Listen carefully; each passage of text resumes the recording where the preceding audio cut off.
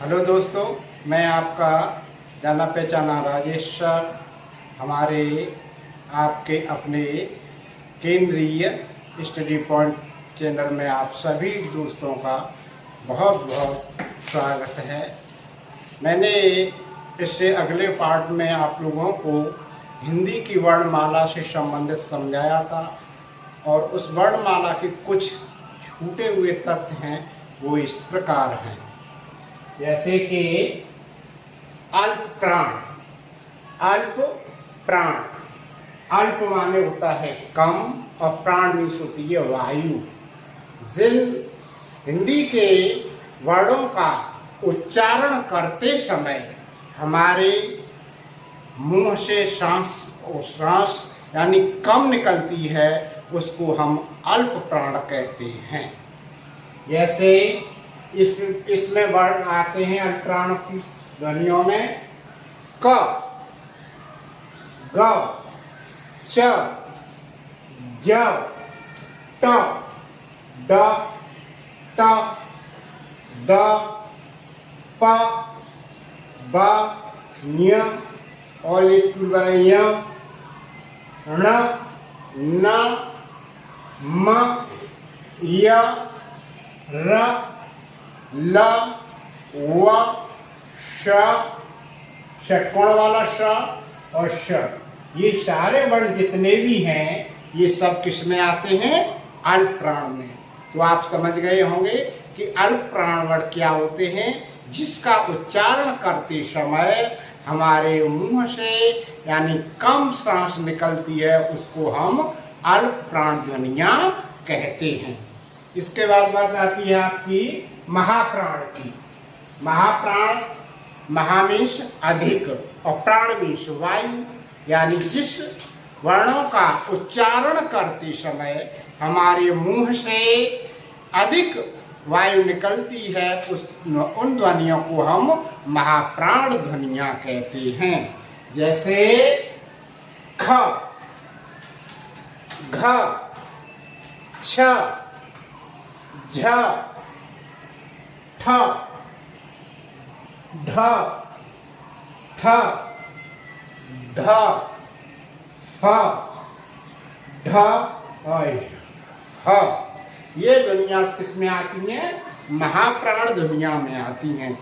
अब कुछ लोग आप ये सोचते होंगे कि सर हम जब इनका उच्चारण करते हैं तो हमें तो ये एक जैसी लगती हैं। तो मैं उसका आपको प्रैक्टिकल करके बताता हूँ। जिस तरह से आप कोई कागज लेंगे और उसके बाद बोलेंगे क, ख, देखो हिला, यानी क पे हमारा कागज नहीं हिलेगा और ख महाप्राण ध्वनि है तो इस पे हिल जाएगा। इस तरह से आप बच्चों को और किसी को भी समझा सकते हैं प्रैक्टिकल के द्वारा। ठीक है ना? तो आपके समझ में आया होगा महाप्राण क्या होती है और अल्प प्राण ध्वनियां क्या होती हैं। इसके बाद बात आती है अघोष। कुछ ध्वनियां हिंदी की वर्णमाला में अघोष होती हैं और कुछ सघोष होती हैं। तो अघोष ध्वनियां वे हैं जिनका हम उच्चारण करते समय वाय और स्वर तंत्रियों में कंपन नहीं होता है। क्या होता है? कंपन पैदा नहीं होता है, उसको हम अघोष की श्रेणी में रखते हैं। उन ध्वनियों को हम किसकी श्रेणी में रखते हैं? अघोष की ध्वनियों में।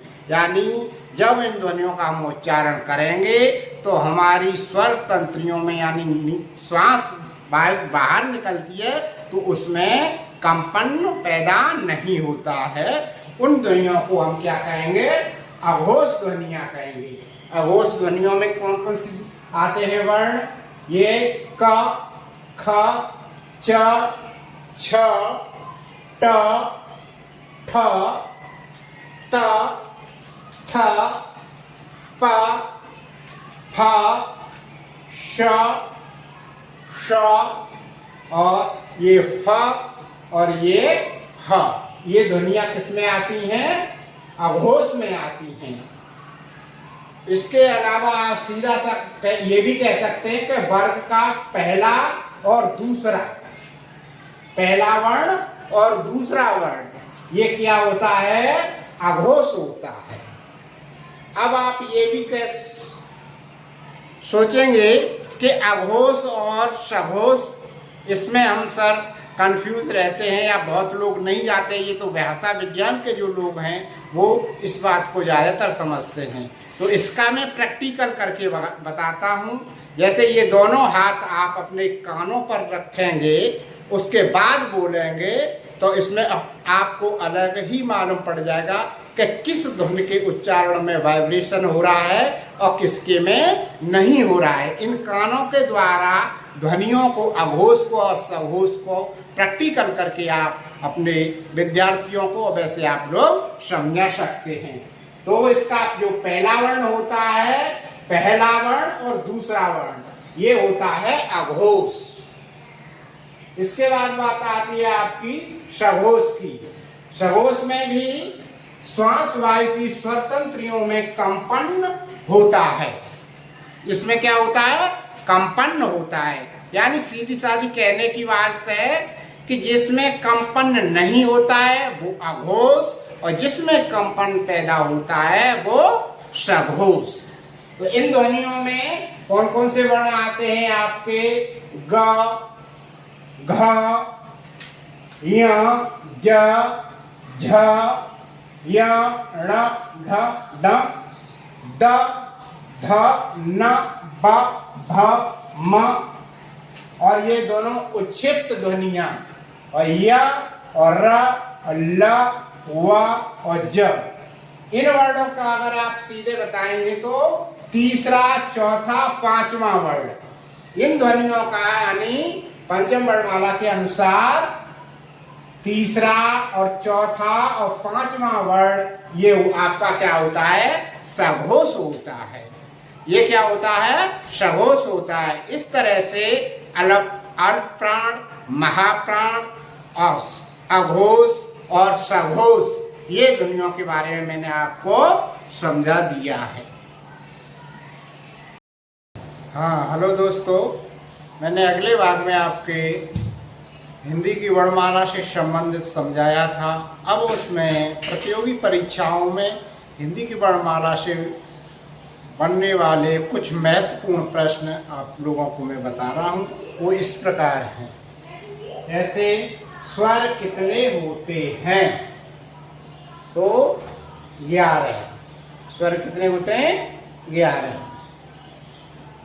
मूल मात्राएं, यानी पूछता है, अगर ये पूछे कि स्वर कितने होते हैं तो 11।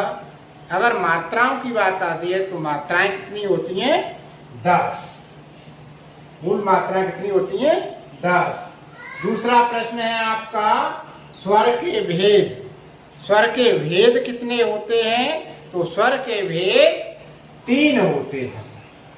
स्वर के भेद कितने होते हैं, 3 भेद होते हैं। मैंने आपको बताया था, है ना, कि स्वर के भेद 3 हैं। तीसरा प्रश्न है आयोगवाह कितने हैं। आयोगवाह 2 होते हैं। इसमें आता है अंग और अह। ये दोनों जो लास्ट में स्वरों के वो होते हैं, इनको आयोगवाह कहते हैं। चौथा प्रश्न इसका बनता है ह्रस्व स्वर कौन से हैं, यानी ह्रस्व स्वर में कौन कौन से स्वर आते हैं। तो आपका 4 होते हैं ह्रस्व स्वर, अ, इ, उ, ऋ। ये चारों वर्ण हैं वो ह्रस्व स्वर में आते हैं। पांचवा प्रश्न बनता है आपका जिह्वा के उच्चारण स्थान के भाग पर कितने वो होते हैं इसके, यानी जीभ के उच्चारण करते समय स्वर कहाँ कहाँ से किस किस स्थान से बोले जाते हैं। तो इसके भी हमने आपको बताया था 3 भाग हैं। जिह्वा के 3 भाग होते हैं, अग्रभाग, मध्य भाग और पश्च भाग। अग्रभाग से बोलने वाले जो स्वर थे वो मैंने आपको बाकायदा डायग्राम बना करके समझाया था। और मध्य भाग से कौन से बोले जाते हैं और पश्च भाग से कौन से बोले जाते हैं। तो ये प्रश्न आपका बनता है जिह्वा के उच्चारण स्थान के भाग पर 3 अग्र, मध्य और पश्च, ये जिह्वा के उच्चारण स्थान के 3 भाग होते हैं जहाँ पर हम स्वर बोलते हैं। छठवां प्रश्न बनता है री किन 2 वर्णों से मिलकर बनता है। यानी जो री है ना, वो अभी हिंदी वाले जो लोग हैं वो नहीं इतना समझ पाते हैं कि री 2 ध्वनियों से मिलकर के बनता है। किनसे? 2 ध्वनियों से मिलकर के बनता है, जैसे र और छोटी ई, इनसे मिलकर के री बनता है। 7वां प्रश्न बनता है जिह्वा के पश्च भाग से बोले जाने वाले स्वर कौन से हैं। जिह्वा है ना, उसके जो पश्च भाग से बोलने वाले स्वर कौन से हैं। तो उत्तर में है आ, उ, बड़ा ऊ, अ आगत वाला, और छोटा ओ और बड़ा ओ आओ, ये जिह्वा के पश्च भाग से बोलने वाले वर्ण हैं, स्वर हैं।